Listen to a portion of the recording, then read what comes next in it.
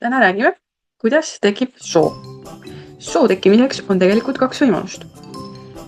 Esiteks võib siis soostuda madal maa ja on ka võimalus, et järv hoopis kasvab kinni ja sellest tekib soo.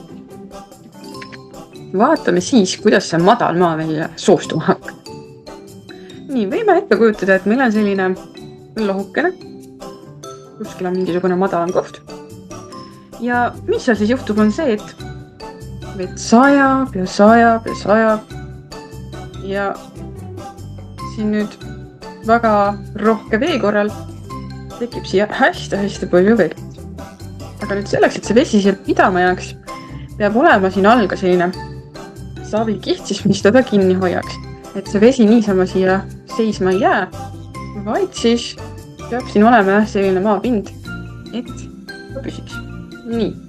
Ja nüüd, kui see vesi seal kogu aeg on ja koguneb ja ära ei saa voolata, mis siis juhtub?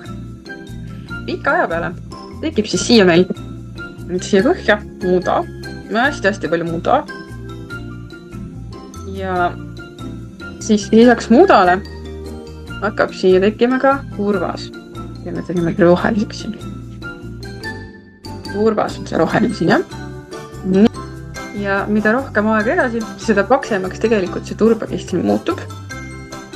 Turvas tegelikult ei teki üle, turvas kasvab ju tegelikult meil või tekib 1 millimeeter aastas. 1 millimeeter. Võt, see võtab väga palju aega. Nii. Nüüd on meil siin mudakiht ja turbakiht.